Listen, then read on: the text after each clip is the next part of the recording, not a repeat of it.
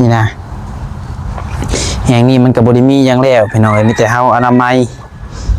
เก็บหอกเก็บหอยออกแล้วก็ขี้เหงื่อช่างเฮาก็ทิ่มใส่นี่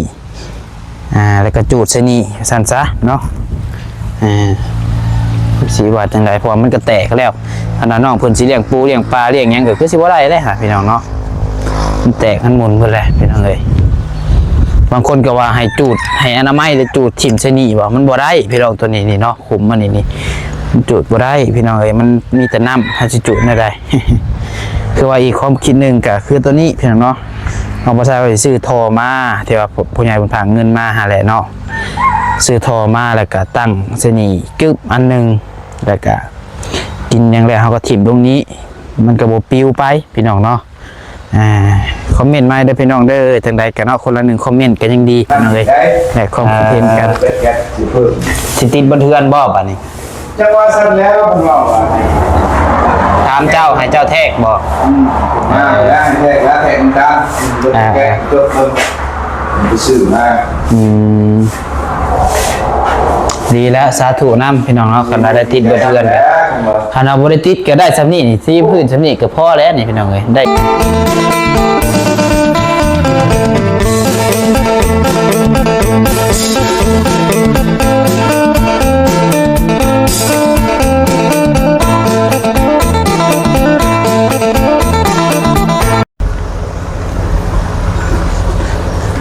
พี่น้องเนาะรักคำว่าเปิดคลิปอยู่ในห้องน้ำก่อนโพดโพว่าลมเหมือนนี่พี่น้องเนาะลมแห้งเลยพี่น้องเลยเอากับทักทายสบายดีสวัสดีพ่อแม่พี่น้อง FC อันเบิร์ดสุคนบัสมองสุบอลบวาซิวฝั่งลาวฝั่งไทยและก็อยู่ทางต่างประเทศเด้อพี่น้องเด้อกันยินดีต้อนรับเข้าสู่ช่องสายกุกสายบุญกับพ่อกับน้องพัดไซอีกคือเก่าคือเดิมพี่น้องเนาะโดยตอนนี้น้องพัดไซก็ยังอยู่เรือนของน้องสายฟ้าเพิ่นพี่น้องเอ้ยพอดีว่ามีเรื่องอยากมาถาม FC พี่น้องเนาะอยากขอคำแนะนำก็ว่าแม่นพี่น้องเอ้ยพอดีว่ามีผู้ใหญ่นะพี่น้องเพิ่นว่าอยากให้ซื้อท่อพี่น้องเนาะท่ออันนั้นนะท่อห้องน้ำนะพี่น้องเนาะท่อที่ว่าเพิ่นเห็นห้องนอนห้องน้ำนะที่ว่าเอาลงขี้ดินนะเจ้าเพิ่นเอิ้นท่อหยังพี่น้องเนาะทุกคนก็คือสิคิดภาพออกพี่น้องเนาะท่อแปลว่าวิสังพี่น้องเพิ่นเอิ้นนะมันบ่ใส่กระบอกคอยว่าบ่เป็นพี่น้องเนาะเจ้าเพิ่นเอิ้นท่อหยังท่อเพื่อนไปช่างนี่แหละพี่น้องเนาะทอของน้ำว่าง่ายกับคณะเฮาเอิ้นกันเนาะทีแรกน้องประชาไปซื้อทอของน้ำมาให้น้องสายฟ้าพอมีทางผู้ใหญ่เพิ่นผากเงินผากคำมาพี่น้องเนาะผากไม้ซื้อทอของน้ำมีแหละพี่น้องเอ้ยแหละบัดนี้คือความหมายก็คือซื้อมาแต่น้องประชาว่าเศษบอลจูดขี้เหงื่อให้น้องสายฟ้านะพี่น้องเนาะว่าซื้อมาแล้วเฮ็ดบอลจูดขี้เหงื่อพี่น้องเนาะบ่ได้ซื้อมายังดอกแต่ FC ว่าจังใดเห็นดีนำอยู่บ่พี่น้องเนาะเป็นทอนั่นแหละพี่น้องทอวงมุ่นนั่นแหละที่ผลิตของน้องของน้ำนะเพราะว่าน้องปัดไซก็เคยเห็นอยู่เพิ่นซื้อทอนั้นมาไว้จูดขี้เหงื่อเวลาเฮาจูดมันก็บ่ปิวไปไสพี่น้องเนาะคือว่าเวลาเฮากินแล้วพี่น้องเนาะทุ่งหยอกทุ่งยางเฮาก็ถิ่มอาหารมันก็บ่ปิวบ่เหี่ยไปทางอื่นพี่น้องเนาะคือยามลมเฮาก็สูบจูดสบายพี่น้องเพราะมันบังนะพี่น้องเนาะมีบอลบังบอลนั่นมันก็บ่ใหม่ทั่วที่พี่น้องเนาะมันก็บ่ล่ามสั่นซะในวันนี้ก็สิว่าสิปรึกษาคือว่าขอคำคิดคำเห็นจาก FC ก็คือว่าน้องบ่ใช้ไปสะดุดตาเห็นเองปลาที่ว่าน้องพ่อบ่คือแม่น้องสายฟ้าเพิ่นก่อหันพี่น้องเนาะบางกินนี่น้องบ่ใช้ได้คือว่าเอาบอลนั่นดีกว่าบ่เอาบอลที่ว่าแองปลาเก่าน้องสายฟ้าครับเฮ็ดบอลจุดขี้เหงื่อเลย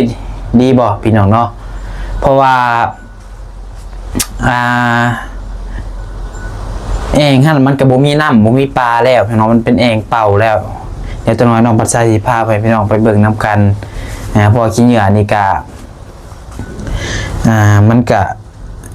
FC หลายคนมันก็บอกตลอดเลยพี่น้องน้องประไซกับพาเก็บพาอนามัยตลอดแต่ว่าเหตุใดพี่น้องน้องมันก็เฮากินทุกมื้อเฮานั่นอนามัยมันก็คือเก่าเปื้อนคือเก่าหั่นแหละพี่น้องเนาะแล้ววันนี้มีทั้งลุงเพิ่นหั่นแหละพี่น้องลุงน้องสายฟ้าในมือขึ้นเทือนนะเพิ่นก็มาบอกน้องประไซอีกอยู่เพิ่นว่าเรื่องขี้เหงื่อขี้หยังเวลาอันนั้นก็กินแล้วเก็บใส่ถุงยางแม่คือบ่แม่นว่าน้องประไซกับทีมงานนี่บ่กินแล้วบ่ใส่ถุงยางพี่น้องเนาะเฮากินแล้วก็ใส่ถุงยางเก็บใส่ถุงยางเดียวกันอยู่พี่น้องเนาะแต่ว่าเฮาบ่ได้บางเทื่อเฮากับพ้าวบ่ได้จูดเลยนะพี่น้องก็บอกน้องๆเพิ่นว่าคำว่างอะไรก็จูดเด้อสายฟ้าบุญทวีว่าเนาะแต่บางเทื่อมันกับน้องๆเพิ่นก็ลืมมันก็ปิวไปสะทรายบางเทื่อหมูหมายองถุงยางขาดนั่นนี่พี่น้องเนาะก็เลยน้องบ่ใส่คิดว่าคันว่าซื้ออันทอน้ำหาแหละมาแล้วตั้งบอลจูดขี้เหงื่อนี่มันก็คือสิบ่ปิวไปทางใดพี่น้องเนาะเวลาเฮากินแล้วเฮาก็ถิ่มลงหันโลดถิ่มลงหันบ่จูดจัก5-6 มื้อนี่ก็คือสิบ่มีคือสิบ่ปิวจนกว่ามันเต็มแล้วเฮาจังจูดก็คือสิได้พี่น้องเนาะอันนี้สำหรับความคิดน้องพัดไซพี่น้องเนาะ FC ก็ว่าจังไดก็คอมเมนต์มาได้พี่น้องเนาะไปบัดนี้เดี๋ยวน้องพัดไซสิพาเพิ่นพี่น้องไปเบิ่งบอลนานาพี่น้องเนาะเองปลาอะไรว่าที่ว่าจะเฮ็ดบอลจุดขี้เหงื่อนะพี่น้องเนาะคะแนนว่า FC ว่าบ่เห็นดีบ่เอาไว้ให้น้องเพิ่นเลี้ยงปูอย่างปลาในอนาคตก็น้องปลาไส้ก็สิซื้อตัวเป็นท่อหั่นมาให้น้องเพิ่นแม่น้องใส่ผ้าแทนพี่น้องเนาะแต่น้องปลาไส้คิดว่ามันคือสิบ่ได้ใช้แหละพี่น้องเองอันนั้นก็เนาะเอาไว้ก็คือสิเหมาะสุดแหละจุดขี้เหงื่อน้องปลาไส้คิดว่าได้พี่น้องเนาะแต่ก็บ่ฮู้ว่า FC หลายคนสิว่าแนวใดพี่น้องเนาะไปเดี๋ยวพาไปเบิ่งพี่น้องจังใดกันเนาะไปเบิ่งชมนำกันเนาะไปตึ๊บทีแรกน้องปัดซ้ายก็ว่าจะไปซื้อแล้วพี่น้องว่าสิให้บ่นิวไปกับบ่นิวเพราะว่าเพิ่นก็มาแน่มื้อนี้เนาะเพราะว่าเฮาก็บ่ค่อยได้เห็นกันทุกมื้อนี้ก็เวลาเห็นกันพี่น้องแบบไม่ค่อยไปนำกันทุกมื้อนะพี่น้องเนาะนี่นะแห่งนี้มันก็บ่ได้มีหยังแล้วพี่น้องมีแต่เฮาอนามัยเก็บหอกเก็บหอยออกแล้วก็ขี้เหงื่อช่างเฮาก็ทิ่มใส่นี่แล้วก็จูดใส่นี่สั่นซะเนาะสิว่าจังได๋เพราะมันก็แตกแล้วอันนั้นน้องเพิ่นสิเลี้ยงปูเลี้ยงปลาเลี้ยงหยังก็คือสิบ่ได้เลยฮะพี่น้องเนาะมันแตกมันหมุนเบิดแหละพี่น้องเอ้ย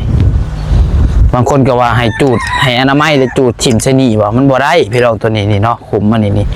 มันจูดบ่ได้พี่น้องเอ้ยมันมีแต่น้ำให้สิจูดได้ คือว่าอีกความคิดนึงก็คือตัวนี้พี่น้องเนาะเอาบ่ใช่ว่าสิซื้อทอมาที่ว่าผู้ใหญ่เพิ่นฝากเงินมาหาแหละเนาะซื้อทอมาแล้วก็ตั้งใส่นี่กึบอันนึงแล้วก็กินอย่างแล้วเฮาก็ทิ่มตรงนี้มันก็บ่ปลิวไปพี่น้องเนาะคอมเมนต์มาเด้อพี่น้องเด้อจังใดก็เนาะคนละ1คอมเมนต์ก็ยังดีพี่น้องเอ้ยและความคิดเห็นกันคือว่าสิจูดใช้บ่อนแองเลยอ่างเลี้ยงปลาเลยก็ได้พี่น้องเนาะสำหรับผมคือน้องบัดไซหั่นนะ FC สิว่าแนวใดเบิ่งน้องสายฟ้าคือสิเมื่อยแฮงพี่น้องเบิ่งชงเนาะ นอนดึกบ่คืนนี่คือว่าจังใดนอกเรียบร้อยพี่น้องเอ้ยนอนโดนเติบไปได้พี่น้องเนาะบ่แม่นเราหักนอนนี่ขออนุญาตพี่น้องเนาะ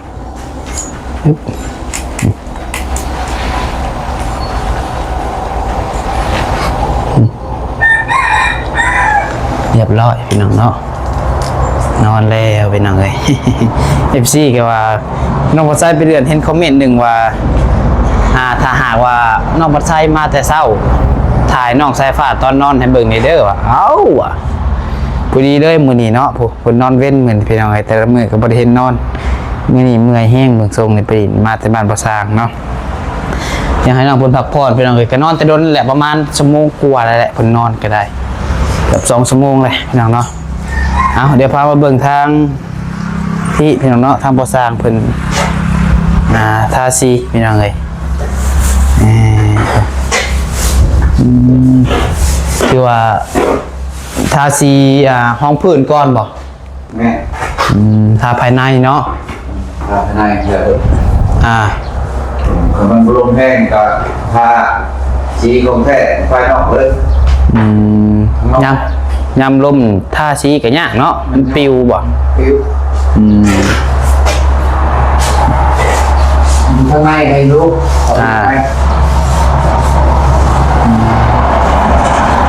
คือว่าเพิ่นเริ่มทาสีภายในทาสีห้องพื้นภายในก่อนพี่น้องเนาะเด้กับแปรงเบิดบ่แปรงทามีแต่2งานนี้ นี่ ตัวเก่าอ่ะที่แรกว่าทรงบอกวันนี้เขาก็ยึลืมบอกแต่ว่าให้เพื่อนซื้อซีมาผมลืมบอกให้ซื้ออันนี้ที่แรกเขาสร้างเพื่อนก็บอกแต่ว่านี่เพื่อน สมัครพันอุตรดิตกี้ขนาดเอ้ยมันขนาดจากอะไรเที่ยวซีโน่แต่สิถือยุ่งเดือนเลยจากแรกเลยโดยสุดโดยสิบปันตัวแล้วก็บอกแพงมาได้ดอกลูกกิ่งอันนี้กัน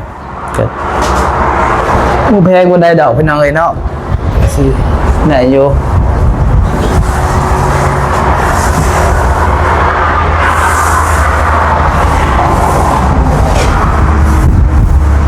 เละเนาะห้ากระลำหนึ่งแล้วนี่แม่นบอกบางตัวยาเนี่ยบางคนไม่เอาตัวห้องปิวมาเลยได้ใช่เลยโดย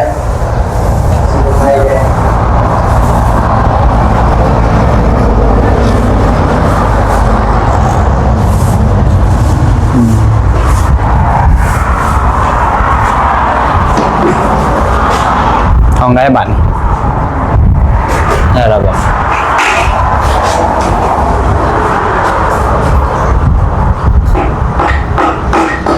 พักผ่อนเต็มที่แล้วว่าเดี๋ยวพอเห็นไปต้องมันจะรับแล้วต้องมาเป็นยามมันก็มีหน่อยยาแล้วผักสายตาที่อาชีพมากงามโลดผมเนาะเครื่องหนึ่งบ่ได้พอสร้างผสมแม่เพราะว่าโลกทำเองมันซีมันก็โดยคือมันเบิดนี่แหละเอาโลกมองทุนมองน้ำแล้วรถของเขาในไม่พอนะ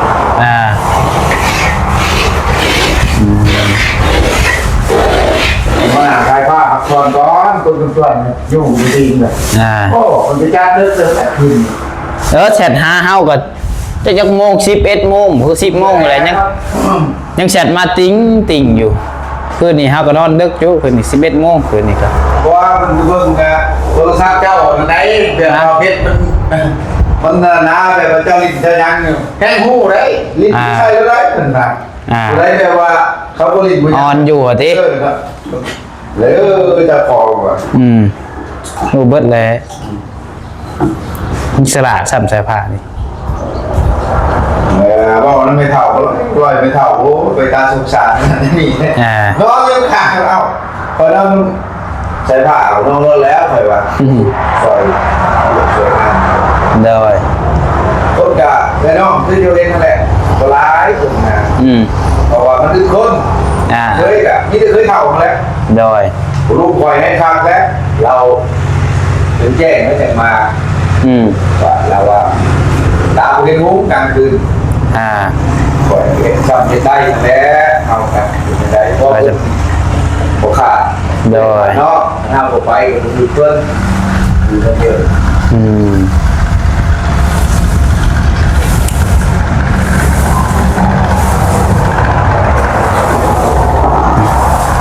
คันใช้ผ้าท่านี่ดวดเบิดลงปกนี่เนาะเอาอันไม่คือว่ามันง่ายผมง่ายไปได้อันนี้มันติดนิดหน่อยเอาใครได้หน่อยแมนเฮาน้ำไม้ขนมติดกับเช็ดเป็นน้ำก็ได้เนาะมันก็ออกคันว่าบนนั่นก็บุติดสกอตสเก็ตก็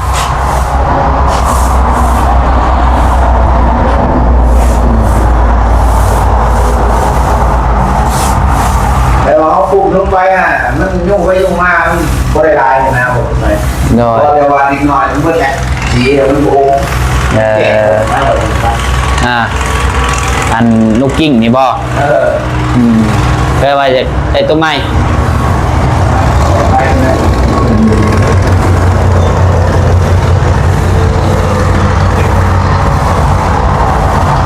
ได้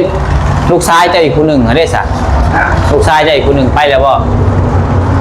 โอ้นั่นยังจักที่เขาจะได้กินมาเขาบอกปั๊บเลยไปบางช่วงหนึ่งนี่แหละ วางวันนิ้วมาเนี่ยบ่ แม่น จะไปใช้น่ะเนาะบ่บอกกันเลย เราใช้สระไปนั่นเอง เอาใช้ซาก ครับ ว่าเดินไปเลยคือมีทำว่าน้องภรรยาของปอเดินเจอแต่ติดแม่อยู่ โดย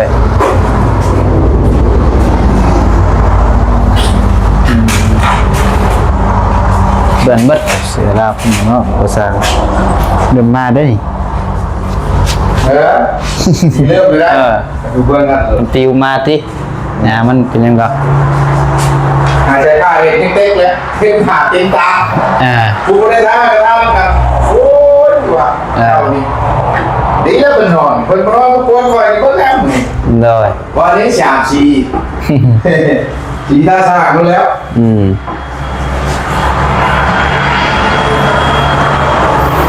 เนี่ยเจ้าได้จะขึ้นมามื้อนี้บ่ ถ้าจะขึ้นมาโลมาบอกว่าพยายามเล่นคือพักผ่อนทุกที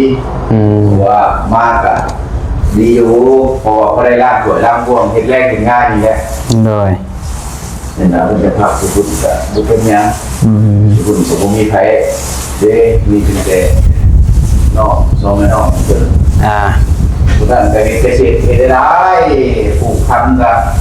ปุ่นดินสมุนไพรปลอดภัยให้ยักษ์สิได้สมได้ โดย แบงสลีเพิ่นก็มันออกแล้วนะผมมีปุ่นดินทรายเอาไปเลย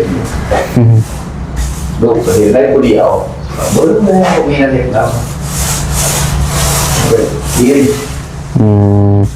แต่ชาวชาวชิดก็โอ้ดีใจแล้วมันหนึ่งเราใครจะมีน้ำมันน้ำบ่ขาดมันก็บ่อย่างน้ำเลยมันบ่มีฝุ่นเรียกว่าน้ำมันจะดินอะไรวะเป็นดินป่องดินอันนี้เป็นฝุ่นกระทั่งโน้นก็ทุกบ่อยอันก็คันมีฝุ่นก็สิงามวัดบ่ได้ว่า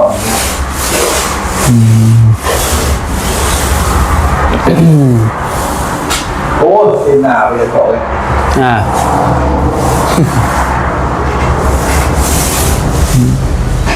ลมท่าเนี่ยเนาะเห็นยังไอ้ท่าซอยยันแหละเป็นยังไงยันถึงหนา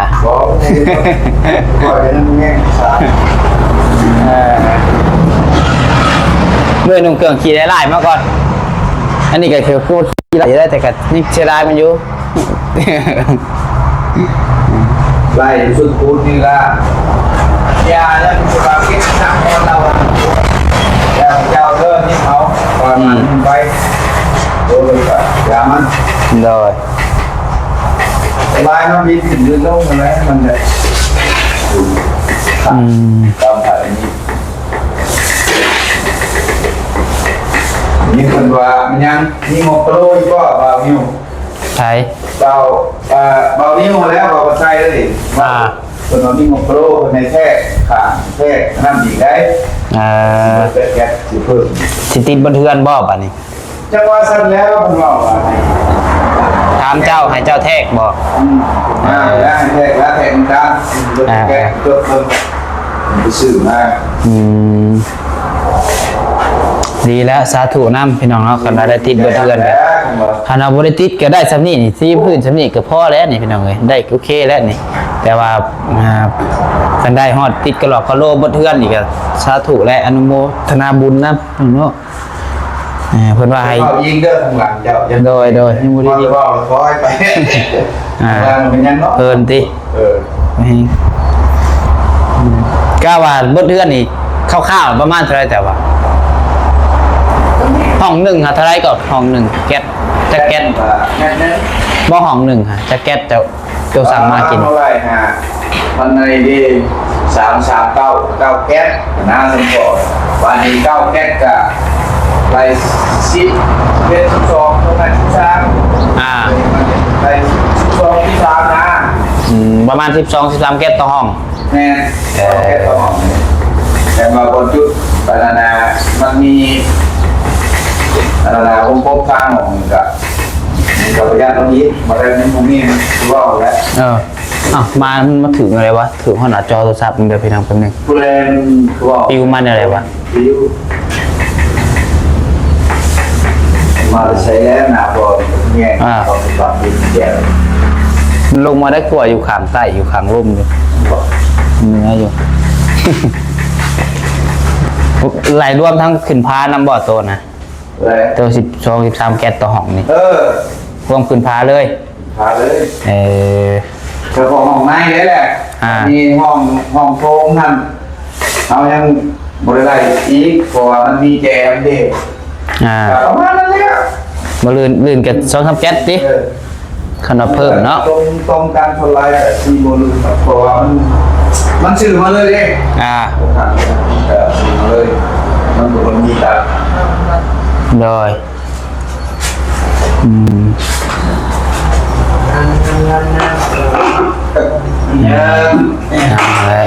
สบายดีเด้อ โดยสบายดี นั่งอยู่นั่งหน้าตากำลังตากาแฟ เนาะ เพื่อนก็เพื่อนทำไง เฮ้ยต้องเพื่อน บกแล้วข่อย โทรศัพท์ยังคนแก นี่ผมจ้างค่ากล้องไปนี่ ขักแล้วขักแล้วแหละพอดี FC บริเห็นเลยโดยสบายดีต่อได้แล้วแหละโอเคพอดีแล้วเลย โอเคจ้ะเดี๋ยวไปขอไปเพื่อนต่อจ้ะ โอเคเรื่องเนาะเอาแต่ว่าสายฝากกรับพี่น้องเนาะมีแต่วันนั้นและสพี่น้องเนาะคลิปนี้ก็